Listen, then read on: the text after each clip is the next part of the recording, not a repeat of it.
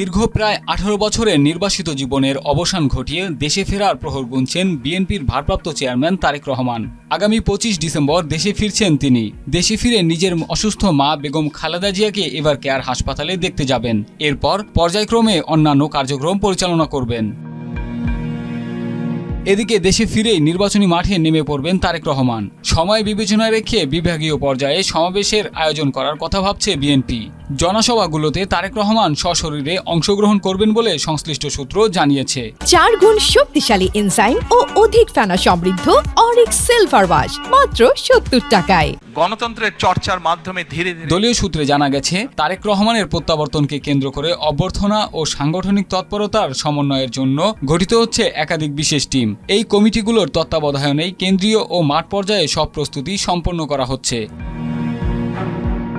গুলশান এভিনিউয়ের 196 নম্বর বাসায় উঠবেন তারেক রহমান। এই বাসার পাশেই ভাড়া করা বাসা ফিরোজায় থাকেন বিএনপির চেয়ারপারসন বেগম খালেদা জিয়া। গুলশানে বিএনপি চেয়ারপারসনের কার্যালয়ে ভারপ্রাপ্ত চেয়ারম্যানের জন্য আলাদা চেম্বার তৈরি করা হয়েছে। এছাড়া গুলশানে আরেকটি বাসা ভাড়া নেওয়া হয়েছে, যেটি থেকে ত্রয়োদশ জাতীয় সংসদ নির্বাচনের যাবতীয় কার্যক্রম পরিচালনা করা হচ্ছে। বিএনপি চেয়ারপারসনের গুলশানের কার্যালয়টি বরাবরই দলের নীতি নির্ধারণী সিদ্ধান্ত গ্রহণের কেন্দ্রবিন্দু। সাবেক প্রধানমন্ত্রী ও দলীয় প্রধান বেগম খালেদা জিয়ার এই কার্যালয়টি তারেক রহমানেরও অন্যতম প্রধান কর্মক্ষেত্র হতে যাচ্ছে। গুলশান কার্যালয়ে চেয়ারপারসনের চেম্বারের পাশে তারেক রহমানের জন্য তৈরি হয়েছে আলাদা একটি চেম্বার। নয়াপল্টনে কেন্দ্রীয় কার্যালয়েও আলাদা চেম্বার তৈরি করা হয়েছে তার জন্য। কেন্দ্রীয় কার্যালয়ের বিএনপির চেয়ারপারসন এবং মহাসচিবের আলাদা চেম্বার আছে। এখন ভারপ্রাপ্ত চেয়ারম্যানের জন্য আরেক চেম্বার করা হলো।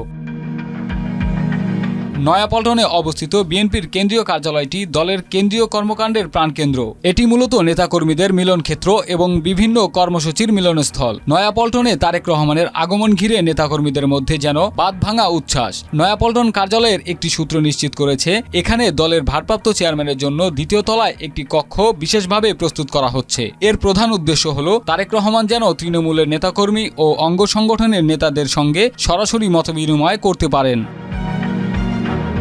এছাড়া গুলশানের 90 নম্বর সড়কের 10/C বাড়িটি নির্বাচনী অফিস হিসেবে ভাড়া নিয়েছে বিএনপি। ভবনটির চতুর্থ তলায় রয়েছে কঠোর নিরাপত্তা ব্যবস্থা, দোতলায় রয়েছে ব্রিফিং রুম, অন্যান্য তলায় বিভিন্ন বিভাগের দায়িত্বপ্রাপ্ত নেতাদের বসার ব্যবস্থা এবং গবেষণা সেল রয়েছে। রাসেল হোসাইন, মাই টিভি।